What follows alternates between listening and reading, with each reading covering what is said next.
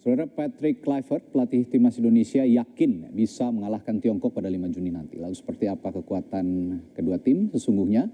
Kita bahas dan kami undang jurnalis harian Kompas untuk bergabung bersama kami, Iksan Mahar. Silakan Bung Iksan. Apa kabar? Baik. Dan saat ini kita bahas lini per lini nih kira-kira. Kita lihat dari sisi pelatih dulu. Dari sisi pelatih, statistik Branko Ivankovic ini tidak terlalu bagus sebenarnya bersama Tiongkok. Betul. Tapi di sisi lain, ya Patrick Kluivert juga yang baru menangani timnas, ini juga masih punya catatan yang minim kan sebenarnya. Betul, 1 kali menang, 1 kali kalah. Sedangkan Branko Ivankovic punya catatan 3 kali menang, 7 kali kalah, dan 2 kali seri. Betul. Kalau melihat catatan statistik untuk kepelatihan ini bagaimana? Ya, kalau kita melihat jelas, kalau dari sisi pengalaman jelas Branko Ivankovic lebih baik. Dia lebih mengenal gimana komposisi persaingan di Asia, sedangkan Patrick Kluivert masih meraba-raba. Meskipun dalam beberapa statement di media, Coach Patrick sudah menyebut bahwa dia yakin menang lawan Tiongkok, tapi itu saya tahu itu hanya berdasarkan data-data. Karena kita tahu dalam laga tandang di putaran ketiga ini rata-rata Cina hanya menguasai bola 25%. Jadi bisa kita bayangkan nanti pada tanggal 5 nanti kita akan menggempur habis-habisan pertahanan Cina. Tapi di satu sisi juga Coach Patrick juga masih punya PR terutama di lini belakang, bagaimana kita menghadapi fast break Cina seperti di Qingdao di Oktober kemarin kita 2 kali kebobolan lewat kesalahan-kesalahan sendiri, dan itu harus diantisipasi. Begitupun juga untuk lini serang, kita tahu tanpa Marcelino dan tanpa Oratmangun ini tentu jadi pekerjaan rumah tersendiri, karena Oloreme ini praktis tidak punya tandem yang sudah dia kenal sebelumnya gitu kan, karena meskipun ada nama-nama kualitas seperti Stefano Lillipali, ada Egy Maulana Fikri, dan juga mungkin ada juga Ramadan Sananta, plus juga Beckham Putra yang baru bergabung. Tapi mereka ini berbeda dengan Oratmangun dan juga Marcelino yang sudah mengenal Ole. Seperti apa gaya mainnya? Tapi kalau melihat tadi dengan segala kekurangannya skuad timnas saat ini, mampu nggak Patrick menoreh catatan baru untuk memperbaiki statistik kepelatihannya di Indonesia? Nah, menarik Mas Ray juga. Kalau kita berharap bahwa Patrick Kluivert ini bakal menjadi harapan kita nih, tentu menjadi pelatih kedua yang memberikan kemenangan kita di kandang melawan Cina setelah Tony Pogacnik. Karena kita tahu dalam statistik kita melawan Cina di kandang, terutama di Jakarta, kita udah 3 kali bertanding dan hanya sekali menang. Saat itu terjadi pada Mei 1957, kalau itu di kualifikasi Piala 1958, kita menang 2-0, pencetak golnya striker legendaris Ramang lewat brace. Setelah itu di Ganevo 63 kita seri 1-1, 2001 kita kalah 0-2 di kualifikasi Piala 2002. Jadi ini potensi yang sangat besar melihat ke Patrick, dan kita juga punya harapan gimana kita bisa bermain dengan menyerang juga bisa, juga kita juga bermain lebih pragmatis seperti lawan Bahrain juga bisa. Jadi kans melawan Cina sangat besar, dan kita tentu haram kehilangan poin jika ingin lolos setidaknya ke putaran keempat. Iya, kalau lawan Jepang masih bisa bargain lah ya. Kalau lawan Cina ini langsung, lawan Tiongkok ini wajib sekali. Dan kita akan beralih ke pembahasan soal formasi. Kita lihat biasanya Coach Patrick favoritnya 3-4-3. Dan Branko Ivankovic akan menerapkan sepertinya 4-4-2. Kalau lihat skema 3-4-3, 4-4-2 dan komposisi pemain yang dimiliki masing-masing tim, bagaimana? Jelas ini akan ada pertarungan yang cukup kuat di selisih sayap. Cina tentu akan berharap dengan dia punya wing, terutama dari wingback dan juga winger, tentu akan menggempur kita dari sayap, karena secara angka kita hanya punya 1 pemain yang murni back sayap, hanya 1 gitu kan. Tentu harus ada topang dari penyerang sayap di salah satu dari 3, ataupun ada back sayap juga. Biasanya di kanan ketika Kevin Dix atau Sandy Walsh bermain, di kanan ada Rizky Ridho yang akan menjadi backup. Di kiri mungkin besar juga ada Calvin Verdong di situ, dan semua biasanya ada Marcelino atau Oratmangun yang menjadi backup, dan dengan tidak ada ini mungkin yang di kiri ada Justin Hubner nantinya bisa membuat backup. Jadi tentu ini akan jadi persaingan yang lebih sengit menurut saya, dan siapa pemenang di lini sayap itu tentu akan punya kans untuk punya angka lebih besar di papan skor. Menarik kalau kita bicara lini belakang dan juga sayap, wingback terutama. Wingback ini kan harus rajin ya, depan belakang begitu, membantu penyerangan dan juga membantu pertahanan. Kalau melihat skema 3-4-3 dengan 4 pemain tengah yang bisa kita saksikan di sini, ini biasanya yang bisa membantu benar-benar untuk membantu lini pertahanan siapa di kiri dan di kanan ini? Kalau di kanan jelas biasanya Rizky Ridho, karena kalau melihat heat map dari 2 game terakhir bersama Coach Patrick, Ridho itu lebih condong dia ada di sisi kanan dibanding bermain di sisi tengah. Jadi pergerakannya dia itu saya melihat dia lebih banyak condong ke kanan. Sedangkan di sisi kiri lebih sering itu ditopang oleh Rawat Mangun atau Marcelino yang bergantian di sisi kiri. Berbeda dengan ketika bermain di arah Sintayong. Di arah Sintayong notabene pemain-pemain back sayap ini akan dibantu oleh 2 jangkar di tengah. Tapi di eranya Coach Patrick, Tom Haye dan Joe Pelopessi itu lebih disiplin main di tengah. Jadi ada sedikit perbedaan bagaimana pendekatan taktikal antara Coach Kluivert dan juga Coach Sintayong. Tapi yang menarik, meskipun masih diragukan penampilannya nanti di tanggal 5, ada nama Maxi Silhers juga di sisi kanan. Biasanya ada di situ. Bagaimana dengan head to head Maxi Silhers dan Rizky Ridho? Ya kalau kita lebih compact kira-kira. Nah, ya kalau kita melihat secara kualitas, secara nilai pasar, tentu Maxi Silhers jauh di atas Rizky Ridho. Tapi dari sisi kekompakan, kohesi dan juga chemistry dengan JIJ dan juga Justin Hubner, Ridho jelas di atas Maxi Silhers. Kita lihat kemarin melawan Cina di game pertama, Maxi Silhers banyak bolongnya gitu, kurang komunikasi di antara ini. Dan juga kita juga harus mengkhawatirkan juga bagaimana Maxi Silhers relatif agak kurang baik ketika bermain di Indonesia. Perubahan iklim dan juga jet lag itu juga jadi pengaruh juga. Jadi kalau saya berharap 3 tridente di lini belakang, ada Ridho, ada Jay dan juga Justin, semoga tidak diotak-atik oleh Dan kalau melihat konsekuensi logis kebutuhan saat ini, memang compactnya mereka di lini belakang yang harus dibutuhkan, dan chemistry di lini belakang yang sudah terbangun ya, nama-nama yang Anda sebutkan tadi, dibandingkan Maxi Silhers yang masih kurang terlalu paham dengan kondisi di lini belakang kita. Baik, kita akan beranjak ke lini belakang dulu. Kita lini belakang. Oh sorry, ini ada pemain muda ternyata. Ini ada 2 pemain muda yang jadi pilar masing-masing tim biasanya. Ada nama Marcelino Ferdinand dan Wang Yudong. Tapi Lino tidak bisa main. Ini yang jadi problem kita.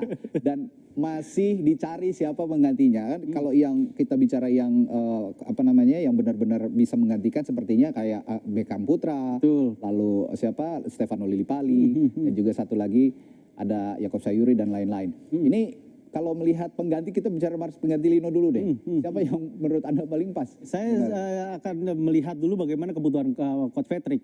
Ketika dia berharap bermain lebih aktif di sisi sayap, tentu pilihannya ada di antara Yakob Sayuri atau Egy Maulana Fikri. Karena mereka lebih mobile main di sayap. Tapi jangan dilupakan juga bahwa Yakob Sayuri ini di 5 game terakhir, terutama bersama Malang United, dia juga bisa merangsek ke tengah, menjadi second striker di Malang United. Dan itu gaya yang biasa dimainkan oleh Marcelino. Tapi ketika mau bermain lebih ke tengah, ada pilihan Beckham di situ, karena kita tahu Beckham di timnas U23 SEA Games 2 tahun lalu bersama Lino saling mengisi posisi di posisi yang sama, gelandang serang, dan mereka juga bisa bermain agak sedikit melebar.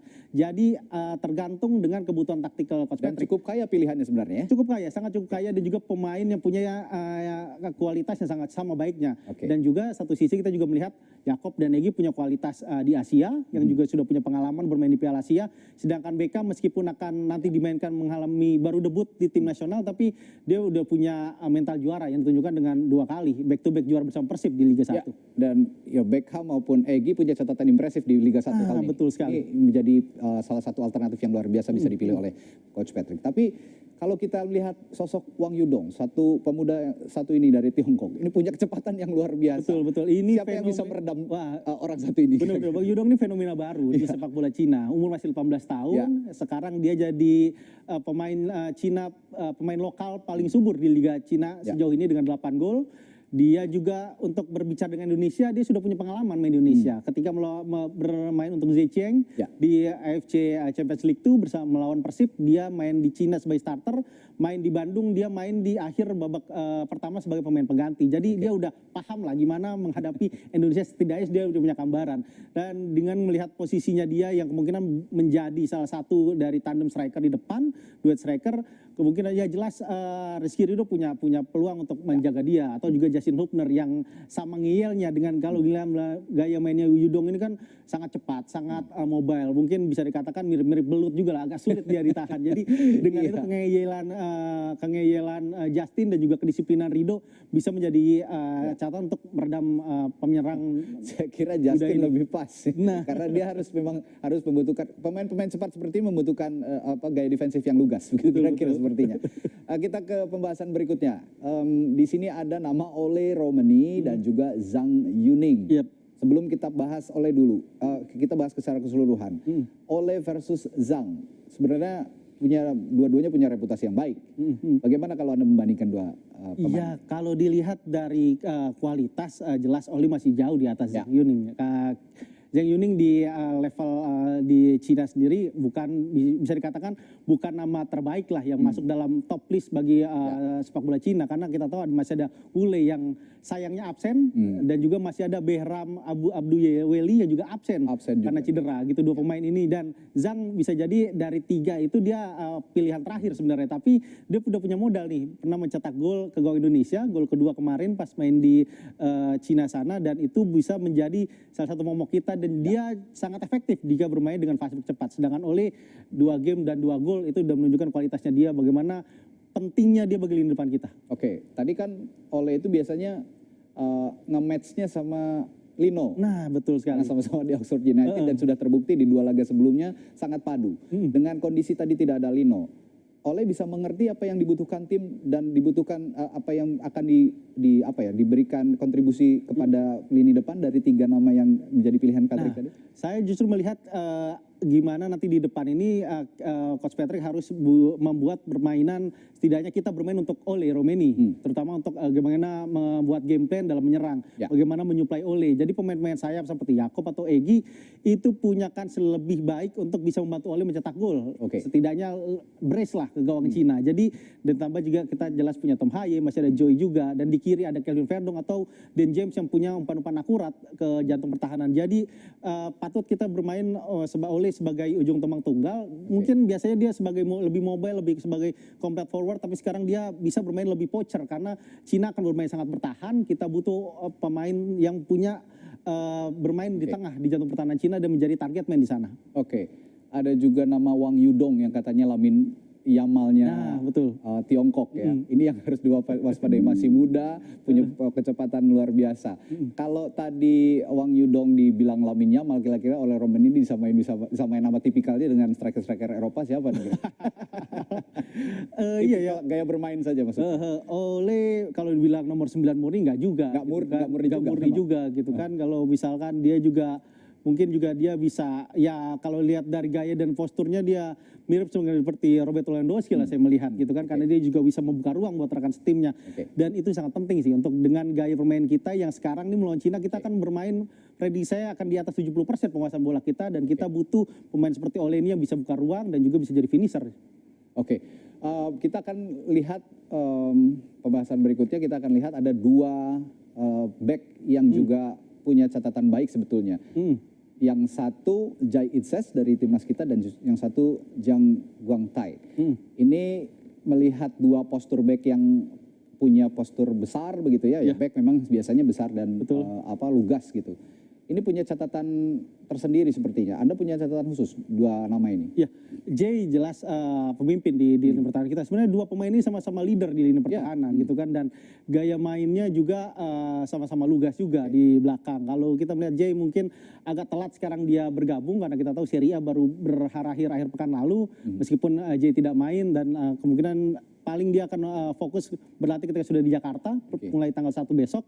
Sedangkan Jiang ya bisa dikatakan permainan dia nggak terlalu baik bersama Cina, terutama di putaran keempat setelah kemarin sempat menang sekali lawan Indonesia. Setelah itu mereka juga kalah dari Jepang, kalah dari Saudi juga gitu kan, meskipun sempat meraih kemenangan juga melawan Bahrain. Jadi dia memang paling cocok bermain dengan gaya low block defensif gitu kan, dan sangat Branko Ivankovic terlihat sangat suka sekali dengan gaya pemain ini gitu kan. Pemain yang tidak banyak memegang bola gitu kan, tidak perlu gaya seperti Jay yang harus pintar build up bola. Jiang lebih banyak buang-buang bola ke belakang, dan itu tipikal untuk tim yang bermain bertahan cukup bikin frustasi penyerang-penyerang lawan ketika dia gagal menghadapi mereka. Jadi tentu kita harus punya game plan yang cukup baik, karena Jiang juga ini sangat baik dalam bola udara, tapi dia juga sangat handal melakukan tackle-tackle yang akurat, juga intercept. Jadi tentu kita harus punya game plan yang gimana melewati tembok besar Cina ini nih. Oke, ini kan sebenarnya pertemuan yang kedua begitu ya, setelah sebelumnya di Tiongkok sana sudah bertemu, dan kala itu Tiongkok berhasil menceploskan 2 gol ke gawang Martin Paes. Iya.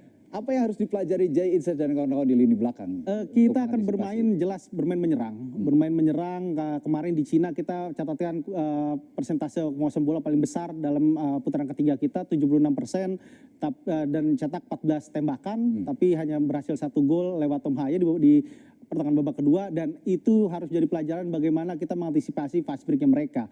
Karena Cina kita tahu mereka bermain langsung terupas ke depan, dia sangat memanfaatkan sekali dan sangat menyukai tim-tim yang bermain dengan high defensive. Dan itu yang tentu dan itu terlihat ketika di Cina kita sangat kewalahan, dan di satu sisi juga kita juga jangan lagi membuat kesalahan elementer. Kita tahu di game pertama Behram mencetak gol ketika Sen Patinama sangat ragu-ragu membuang bola, dan juga ya tentunya pertahanan ini harus tidak hanya kita tahu 3 back yang tadi kita sebutkan, ada Justin, Jay, dan Rizky Ridho berharap bermain dengan top positionnya. Begitupun juga di lini pertahanan, lini tengah kita sekarang agak lebih aman nih, karena ada Joe Lipesi agak tenang, bisa menjadi jangkar, bisa menjadi pelapis. Jadi ketika mereka melakukan fast break, kita udah ada satu orang yang bisa menjadi anchor dan juga bisa menjadi penyaring serangan dari Cina. Jadi harapannya peluang untuk bisa raih poin dan revenge atas Cina nih cukup besar lah di GBK nanti. Ya, harus ada penyeimbang antara belakang dan depan, kira-kira seperti itu. Dan kalau tadi Cina menyukai model lawan yang punya high defensive line, sepertinya kita juga harus lawan dengan cara yang sama, dengan counter press yang biasanya dilakukan oleh pada saat timnas ada di era Sintayong, seperti itu. Baik, terima kasih Bung Ihsan Mahar, jurnalis harian Kompas, telah berbagi perspektifnya di Sapa Indonesia malam kali ini. Terima kasih, selamat malam.